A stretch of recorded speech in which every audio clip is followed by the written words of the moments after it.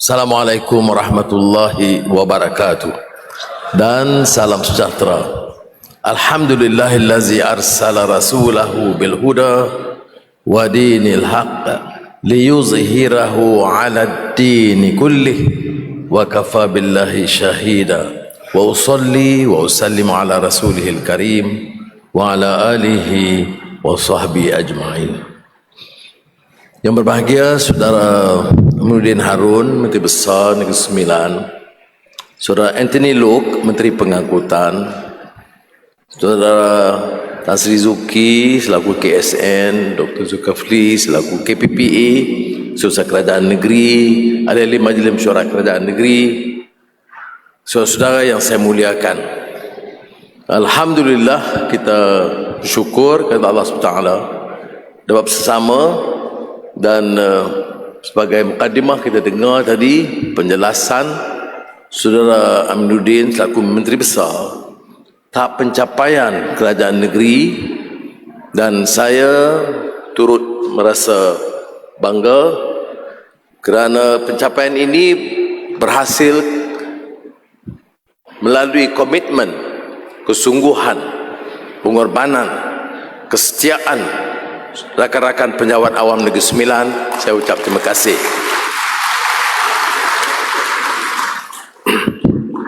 Yang penting yang harus kita tekankan adalah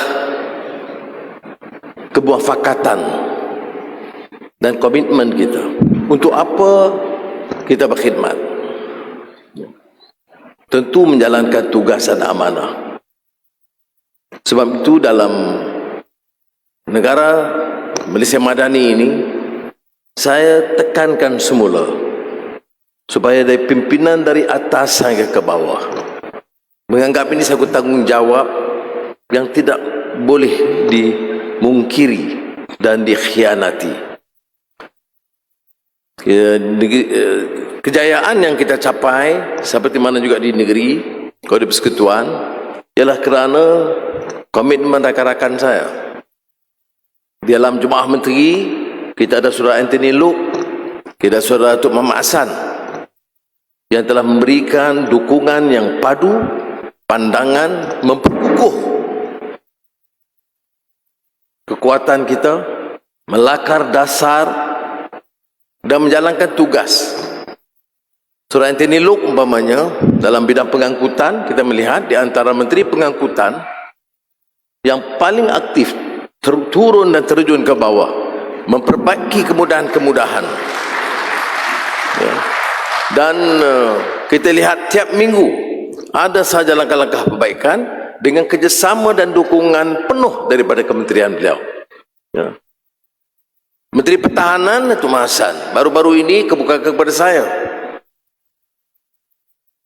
Wakil tentera ada sini tak? Tak, ya? Baik. Tapi bagi tahu kepada keluarga mereka, kerana pandangan kita melihat kepada kedudukan perumahan tentera yang sangat teruk, yang terbiar sekian lama, saya luluskan peruntukan segera tahun ini untuk memperbaiki rumah-rumah tentera di seluruh negara sebanyak 200 juta ringgit.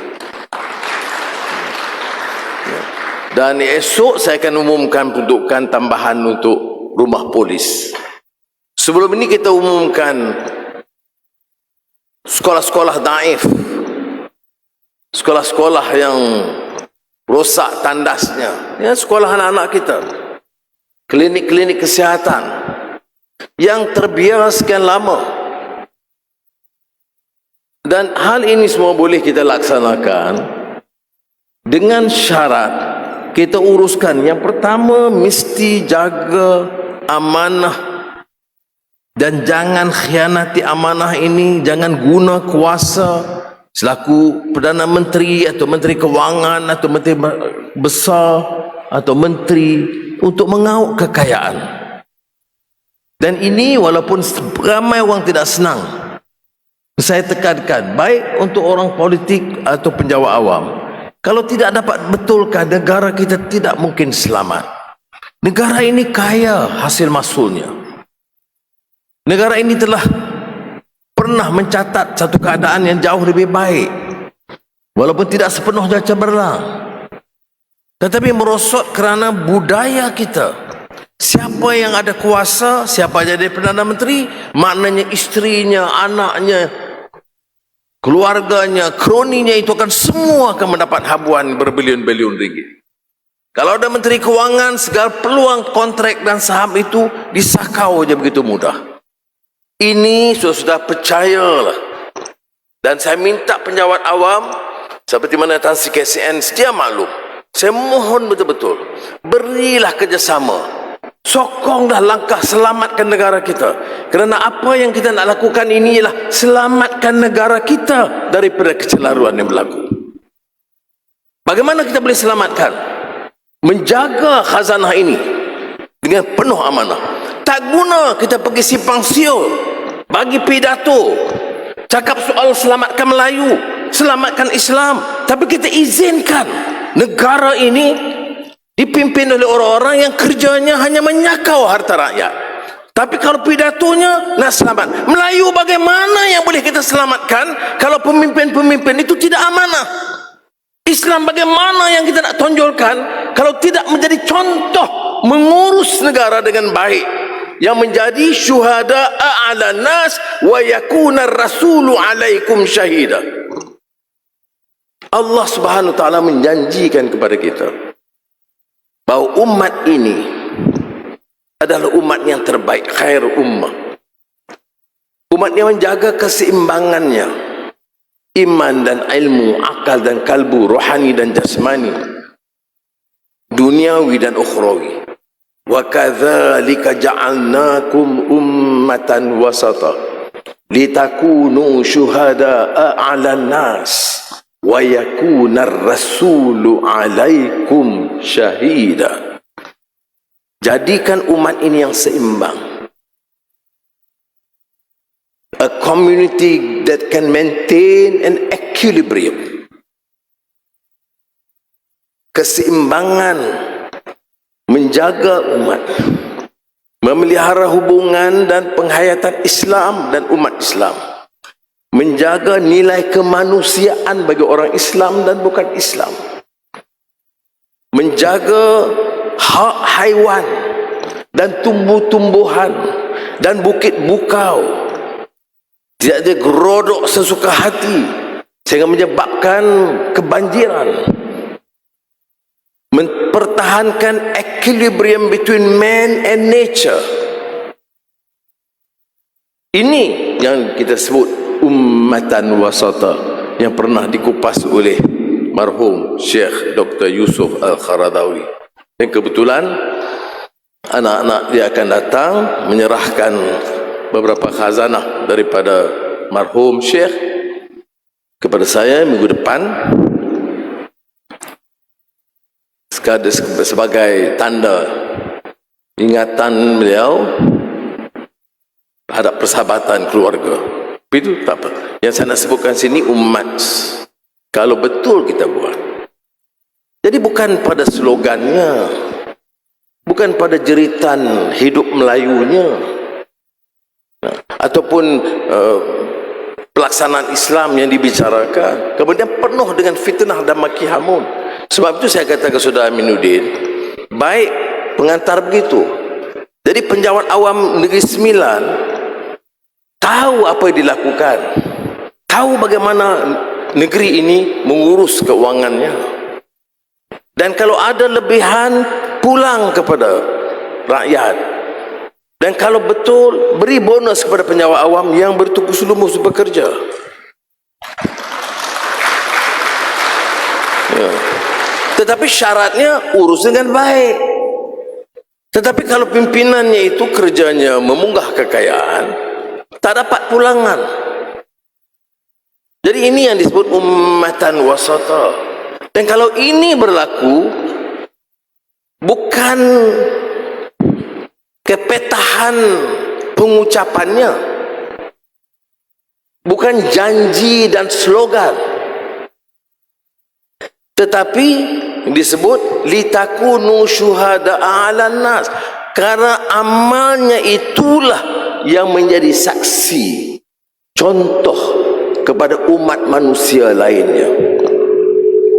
Rakan-rakan kita sama ada orang Islam dan bukan Islam melihat, oh, ada pemimpin Islam ni rupanya yang tidak rasuah. Ada pemimpin Islam ini yang kerjanya kuat. Ada pemimpin Islam yang adil dalam melaksanakan tugas dan bijak menguruskan negara. Ini yang dijanjikan. Bukan dengan cara mengugut, menghina orang, mencerca orang, menafikan hak mereka. Islam itu mengajak kita beri contoh.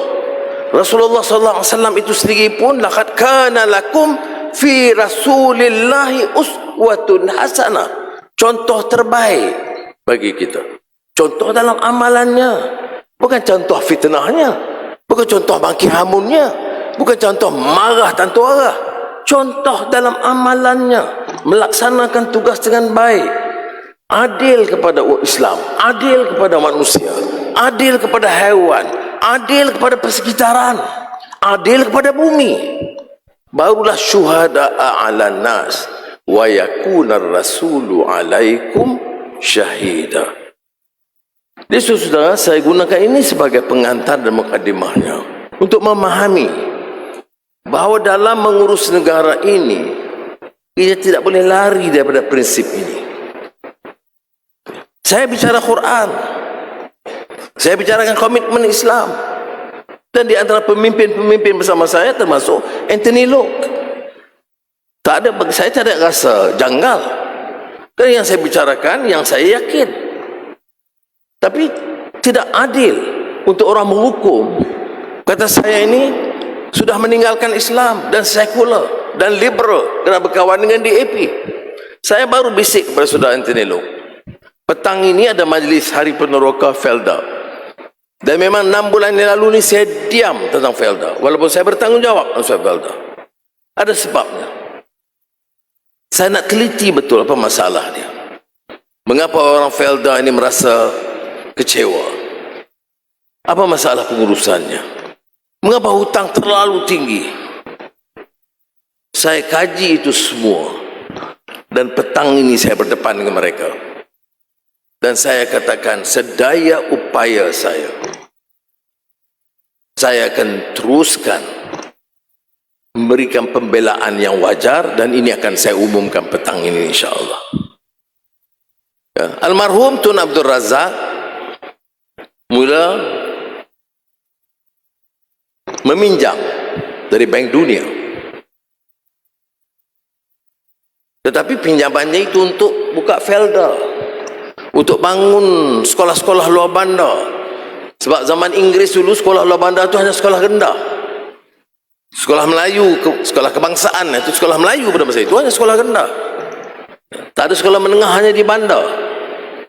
Jadi 70% anak-anak Melayu tidak ke sekolah menengah. Di masa kemerdekaan, terutama dengan kegigihan beliau, ditumpu perhatian membangun sekolah luar bandar. Wang negara tidak cukup, maka dipinjam.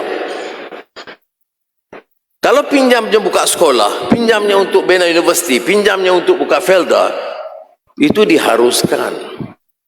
Tapi lama kelamaan, pinjaman itu untuk projek-projek mega, penswastaan yang lingkup, terpaksa tampung berbilion-bilion. Maka pinjaman itu bawa malapetaka. Jadi bila saya jadi Perdana Menteri, hutang negara 1,5 triliun ringgit. Defisit 5,6%. Dan saya syukur, alhamdulillah, kurang-kurangnya saya diberi kesempatan untuk mula mengurangkan hutang dan mengurangkan defisit supaya menyelamatkan ekonomi dan rakyat Malaysia. Dan saya akan lakukan dengan tegas, dan saya harap rakan-rakan beri sokongan supaya ekonomi dan rakyat kita diselamatkan.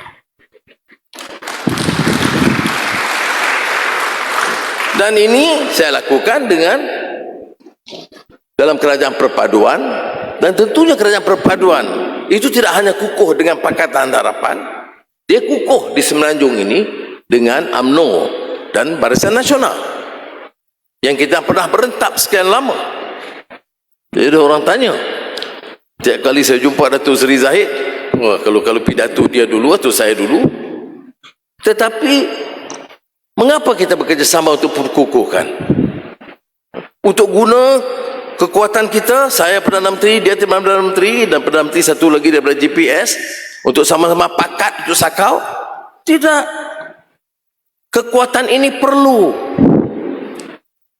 terutama PH dan UMNO dan Barisan Nasional dan GPS, GRS, itu untuk menentukan dasar kita itu. Apa dia dasarnya? Tata kelola yang baik. Kita tak kurang daripada orang ramai yang baik, tak kurang daripada tenaga yang profesional.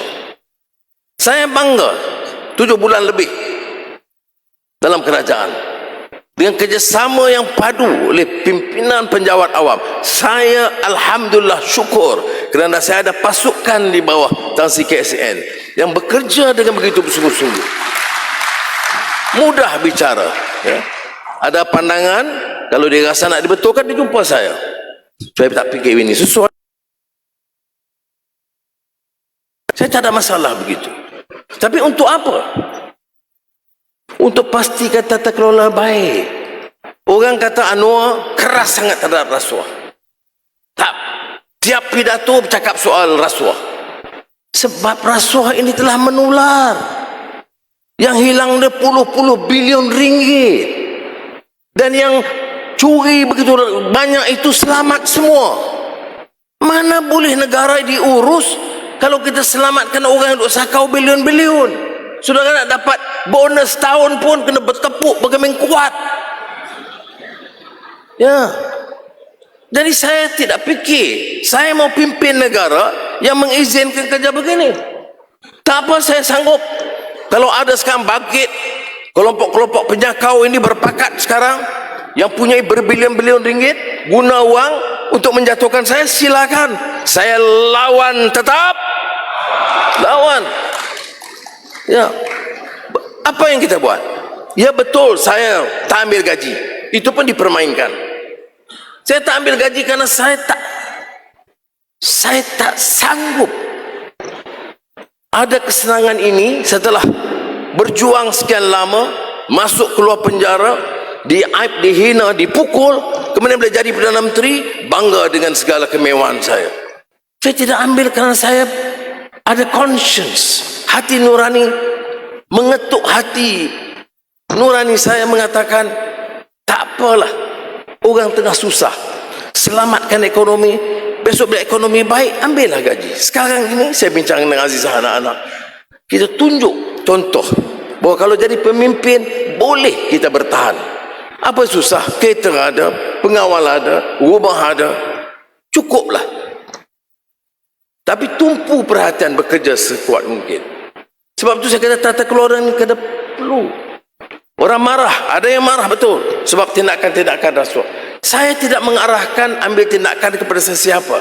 Saya arahkan polis, lembaga hasil dalam negeri, SPRM, Bank Negara, jalan tugas secara profesional dan berani.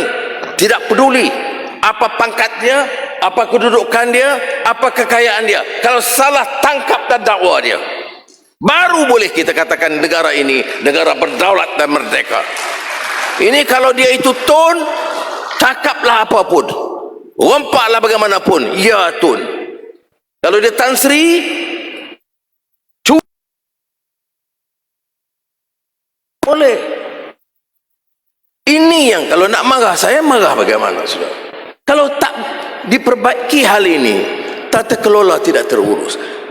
Saya sebut ini terang-terang kerana penjawat awam dari atas setiausaha kerajaan negeri sehinggalah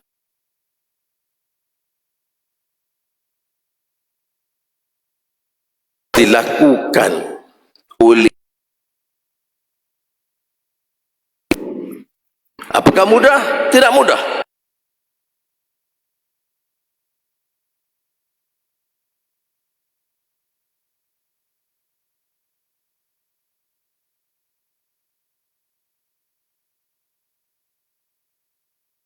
Tender.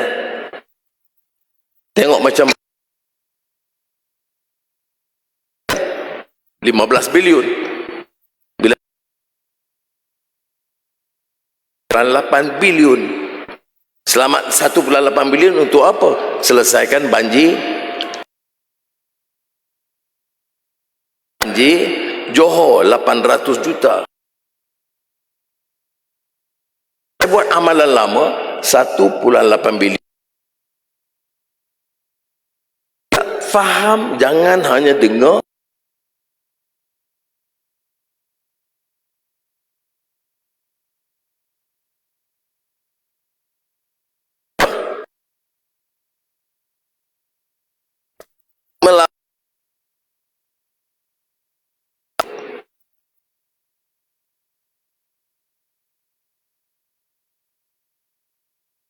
Malah tidak boleh.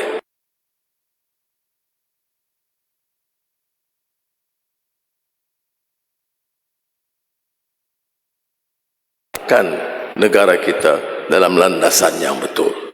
Saya ingin menyeru dan mengajak saudara beri tumpuan kerja dengan baik. Elakkan daripada kemalasan, salah guna kuasa dan rasuah. Apakah ia selesai semua? Tidak. Masih ada. Dan ini memerlukan komitmen kita. Saya lihat Negeri Sembilan di bawah Saminuddin cuba meletakkan asas. Saya percaya beliau akan diberikan sokongan padu di Negeri Sembilan untuk terus menjalankan tugas dengan baik. Ya. Ini dengan cara yang sedemikian kita boleh tenang. Hubungan kerjasama yang kuat dan erat di antara kerajaan negeri dan persekutuan. Saya ada dalam senarai apa-apa yang telah kita lakukan dan saya tidak mahu ulang lah. Yang KGT, kenaikan gaji tahunan dan subsidi iuran taska, gantian cuti rehat, bantuan khas kewangan, rumah keluarga, angkatan tentera dan polis. Ini saya tidak rasa perlu untuk ulang. Saya nak saudara percaya satu perkara. Kita nak uruskan ekonomi dengan baik, pastikan peningkatan pertumbuhan seperti mana kita catat. Suku tahun pertama 5,6% pertumbuhan, lebih tinggi dari Indonesia, Singapura dan negara China. Itu yang kita catat suku tahun pertama. Inflasi menurun. Walaupun dalam beberapa kes harga barang masih belum terkawal sepenuh, tapi kelompok pembangkang yang bercakap tentang hal ini mesti ingat, masa dia perintah harga ayam, harga telur melambung tinggi dan kemudian kadang-kadang cari telur pun tak ada. Sekarang dia serang kita. Saudara, inflasi kita di antara paling rendah dalam masa. Ya, ini kenyataannya. Jadi saya harap kita gunakan. Jadi saya mula tadi dengan tata kelola, jangan pandang enteng. Sebab itu di beberapa tempat saya bawa teori Abdul Rahman Ibn Khaldun dalam Muqaddimah. Bagaimana negara awal Afrika, negara Islam Afrika Utara, kerana semangat esprit de corps, kekitaan dan asabiyah, membangunkan negara itu dengan idealismenya, dengan semangat membina satu negara baru yang bersatu, yang maju, dengan sistem pengurusan yang baik. Timbul satu dua generasi yang mudah selesa dengan kekayaan, maka minat mereka punggah kekayaan, dia mula zalim dan menggunakan kuasa untuk memperkayakan diri mereka, maka mula merosot dan jatuh mutu ketamadunannya. Ini dikatakan pasang surut tamadun. Negeri yang sama, hasil sama. Ada pimpinan awal naik, kemudian bila ada kecelaruan, kerusakan, rasuah dan penyelewengan, dia turun. Malaysia pun mungkin yang sama, negeri yang sama, hasil-hasilnya sama, tenaga kerja, profesionalism, penjawat awam sama. Tapi mungkin ada ketikanya naik, ada ketikanya merosot. Tanggungjawab kita generasi sekarang ialah pastikan kita naik, supaya nasib anak-anak kita lebih terjamin di masa akan datang. Jadi saya harap dengan itu kita uruskan pendekatan ekonomi. Apa pendekatan ekonomi? Pendekatan ekonomi kita pertama tentunya kena menarik pelaburan domestik dan pelaburan asing. Minggu lalu saya jumpa pelabur-pelabur Jepun yang menambah dan mengembangkan pelaburan mereka 20 bilion. Ya. Dan ini yang ongoing. Ya. Beberapa bulan yang lalu saya ke negara China. Ada orang kecam, dia kata Perdana Menteri paling banyak berjalan. Sudah saya berjalan bukan makan angin, macam saya pergi ke Cambodia atau Laos, sampai pagi balik malam. Tapi tak apalah, kita politik ini kena serang begitu rupa. Kadang pakainya serban tapi fitnah tak berhenti. Yang penting itu hasilnya.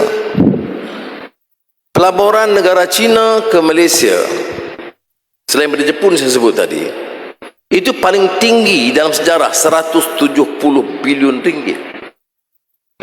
Ini untuk apa? Kalau tidak ada pelaburan, pengangguran akan meningkat, ekonomi tidak berkembang, restoran dan hotel dan semua yang lain itu juga akan terjejas. Tapi ada beda, saya tidak terpukau kerana pengumumannya, tapi pelaksanaannya, tindakan susulannya. Maka Geely Proton datang untuk mengembangkan kota otomobil di Tanjung Malim, 10 bilion awal. 2 minggu yang lalu syarikat Aramco, Arab Saudi, syarikat minyak terbesar di dunia, datang menemui saya dalam sidang energy conference dan bersetuju untuk menambah secara besar sekali pengembangan pelaburan di Johor. Ya. Ini kerana keyakinan dia kepada kita. Kita bincang dah panjang. Ya. Minggu depan Elon Musk minta untuk berundi dengan saya untuk bincang kemungkinan dan komitmen beliau untuk menambah pelaburan di Malaysia. Bermula dengan tata kelola yang baik, dengan pengurusan ekonomi yang baik. Yang ketiga ialah permasalahan rakyat, pendidikan, ekonomi, perumahan. Dan ini harus kita berikan tumpuan. Mutu pendidikan kita mesti ditingkatkan dengan beberapa bidang baru. Jadi saudara-saudari sebagai ibu bapa harus tentukan anak-anak kita memanfaatkan kesempatan yang ada. Ya. Kesihatan, kita tidak mau ibu bapa kita terlantar dan sukar mendapat rawatan. Semua ini diberi perhatian yang serius, saudara. Dan kita cari jalan bagaimana boleh perbaiki lagi. Orang menunggu berjam untuk mendapat rawatan. Apa cara dan kaedah untuk perbaiki? Orang beratur panjang ke di immigration. Bagaimana kita boleh atasi? Kalau tidak kita bincang tanpa tindakan, tidak boleh. Dan sebab itulah tindakan itu penting dan ini memerlukan kerjasama penjawat awam.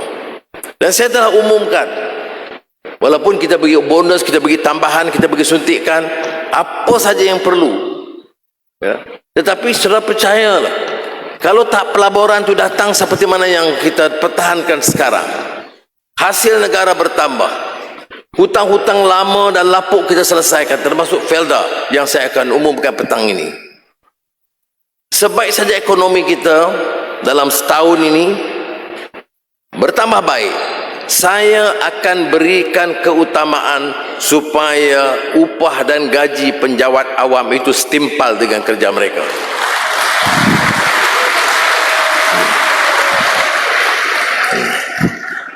Dari yang disebut oleh Menteri Besar, yang kali akhir bonus penjawat awam 1 bulan ini masa saya Menteri Keuangan dulu, 10 tahun yang lalu.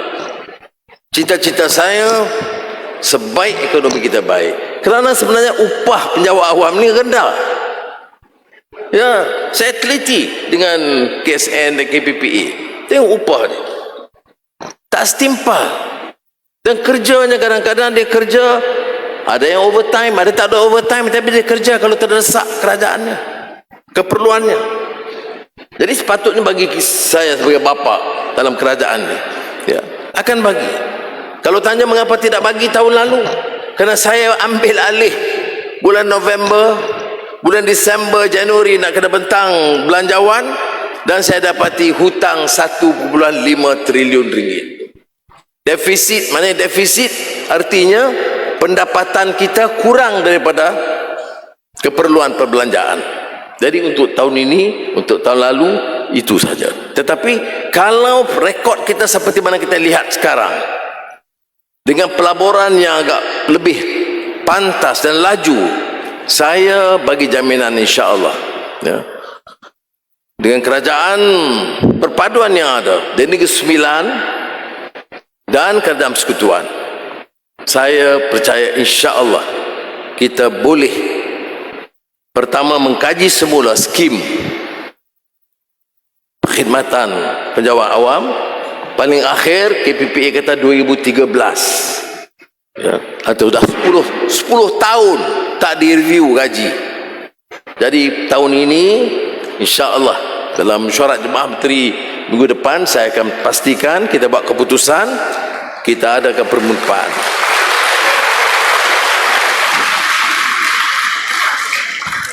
Tapi pastikanlah supaya kerajaan kita kuat, boleh kita kerja dengan sungguh-sungguh, dan jangan bagi orang-orang kacau bilau tumpuan kita untuk mengangkat martabat negeri ini dan negara ini. Jadi itu pesan saya kepada saudara, dan saya percaya ada kesempatan lain dalam masa singkat untuk kita jelaskan isu-isu lain. Saudara juga rakyat, saudara juga pengundi, saudara akan dengar pelbagai berita. Tapislah dengan baik. Kalau ada fakta yang saudara Menteri Besar sebut tadi tidak betul, saudara boleh cabar. Kata angka tak betul, boleh cabar, tapi jangan fitnah. Kita guna politik ini hamun sedemikian rupa. Saya bukan datang di sini nak pertahankan DAP, tapi saya tengok pengalaman saya sekarang dalam kerajaan dengan pimpinan UMNO di situ, PH situ, DAP situ. Kita buat keputusan belum berlaku dalam sejarah, termasuk 3 tahun masa bersatu PAS dalam kerajaan. Peruntukan untuk Islam lebih tinggi sekarang daripada dulu.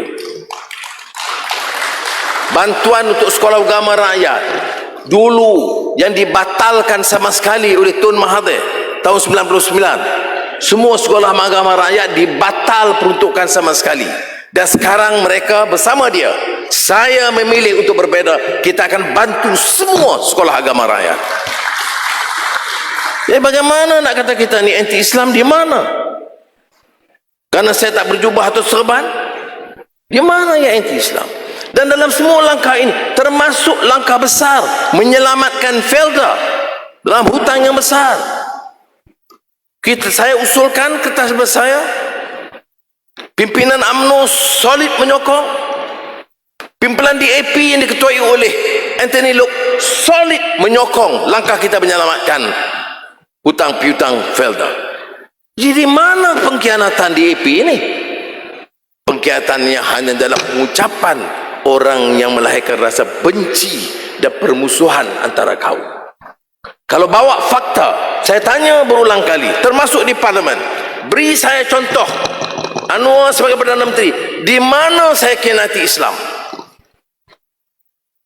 Program apa yang saya bawa yang menentang Islam? Bila saya buat program atau acara atau kelulusan yang meremeh dan merendahkan martabat bahasa Melayu sebagai bahasa kebangsaan? Kerajaan hari ini, kerajaan perpaduan, paling tinggi peruntukan dia untuk mempertabatkan bahasa Melayu, Yayasan Karyawan, Dewan Bahasa dan Pustaka, dan Institut Terjemahan Negara. Lebih tinggi daripada semasa bersatu dan PAS dalam kerajaan. Ini fakta, saudara. Tetapi yang kita dengar, fitnah mengatakan kita menolak. Dan semua ini tak mungkin saya lakukan sebagai Perdana Menteri tanpa dukungan jemaah menteri yang diwakili oleh parti-parti di antara lain yang saya sebutkan. Kita buat perjanjian sempadan Malaysia-Indonesia. Terus diserang, termasuk di Negeri Sembilan ni saya dapat catatan Anwar telah khianat dan serahkan wilayah Malaysia kepada Indonesia. Jadi saya tanya di parlimen, wilayah mana? Tak jawab. Ada pakar yang tidak setuju, pakar mana? Tidak jawab. Saya tak boleh lakukan tanpa persetujuan Jabatan Ukur dan Pemetaan, Peguam Negara, Polis Diraja Malaysia, Kementerian Pertahanan, Majlis Keselamatan Negara. Teliti itu semua baru saya tanda tangan. Ada kawasan Ambalat dan Sabah yang belum kita setuju. Saya beritahu Presiden Jokowi, Pak, yang lain kita boleh taken atau sign, yang ini nggak bisa, tangguh dulu. Tapi apa yang dicerca, kita telah menyerahkan wilayah. Saudara, saya boleh bincang di parlimen, di luar parlimen dan di sini. Kalau orang memilih untuk bercakap benar dan bersoal, menyoal untuk mendapat keterangan. Tapi saya tidak mampu dengan fitnah dan cerca dan maki hamun begitu rupa. Ya. Jadi saya harap saudara itu wakil-wakil kami. Boleh saya lantik saudara sebagai wakil kami untuk memberi penjelasan? Boleh ke? Betul? Ya, saya harap saudara tolong berikan penjelasan yang baik. Kalau katalah ada kelemahan dan salah saya terima teguran dan insya-Allah saya perbaiki. Saya tidak mengatakan saya ini betul semua. Ya. Kalau ada yang perlu dari saya perbaiki, insya-Allah saya akan perbaiki. Tetapi saya harap saudara beri kerjasama sebagai penjawat awam Negeri Sembilan, sebagai tunggak dalam kerajaan dan tunggak dalam kerajaan perpaduan Negeri Sembilan, untuk memastikan kita dapat meneruskan kerja kita yang kita mulai di sini 5 tahun dan di Persekutuan 7 bulan yang lalu. Saya ucap terima kasih atas kesabaran saudara. Terima kasih kepada Menteri Besar dan kawan-kawan semua. Wassalamualaikum warahmatullahi wabarakatuh.